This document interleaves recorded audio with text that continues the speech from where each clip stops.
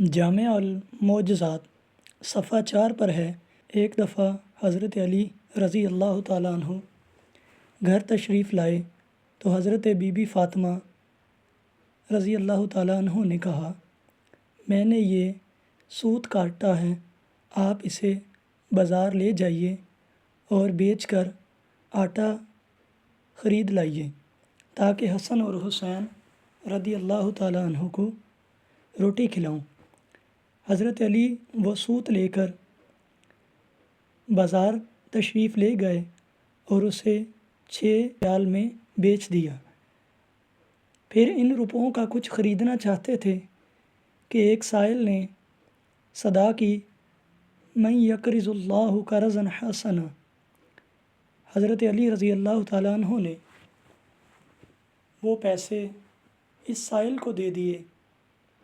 تھوڑی دیر کے بعد ابھی آپ بازار میں ہی میں تھے کہ ایک اعرابی آیا جس کے پاس بڑی فربہ ایک اونٹنی تھی۔ وہ بولا، اے علی رضی اللہ تعالیٰ عنہ، یہ اونٹنی خریدو گے؟ آپ رضی اللہ تعالیٰ عنہ نے فرمایا، میرے پاس اس کو خریدنے کے لیے پیسے نہیں ہیں۔ اعرابی نے فرمایا، میں آپ کو یہ اونٹنی ادھار دیتا ہوں۔ یہ کہہ کر وہ اونٹنی کی مہار اعرابی نے حضرت علی کے ہاتھ میں دے دی اور خود چلا گیا۔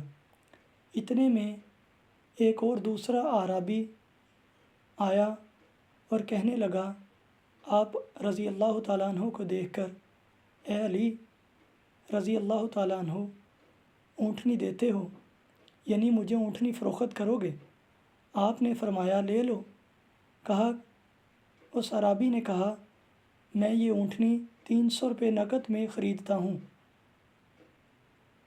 حضرت علی کو اس نے 300 نقد دیے اور اونٹنی لے کر چلا گیا۔ اس کے بعد حضرت علی نے پہلے اعرابی کو تلاش کیا مگر وہ نہ ملا۔ آپ گھر تشریف لائے اور دیکھا حضور صلی اللہ علیہ وآلہ وسلم حضرت بی بی فاطمہ الزہرا رضی اللہ تعالیٰ عنہ کے پاس تشریف فرما ہیں۔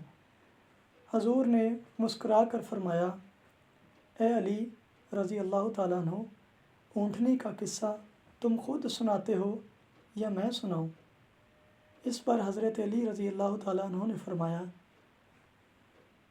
یا رسول اللہ صلی اللہ علیہ وسلم، آپ خود ہی سنا دیں۔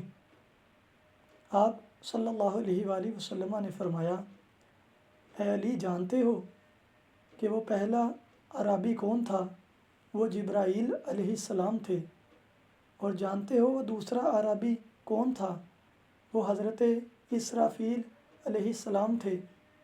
اور جانتے ہو وہ اونٹنی کون سی اونٹنی تھی؟ وہ اونٹنی جنت کی اونٹنی تھی جس پر جنت میں فاطمہ سوار ہوگی۔ اللہ تعالیٰ کو تمہارا اثار جو تم نے اس سائل کو دیے اس قدر پسند آئے ہیں کہ اس کے صلے میں دنیا میں بھی اس نے تمہیں اس کا اجر اونٹنی کی خرید و فروخت کے بہانے دیا ہے اور آخرت میں بھی بے حساب اجر عطا فرمائے گا۔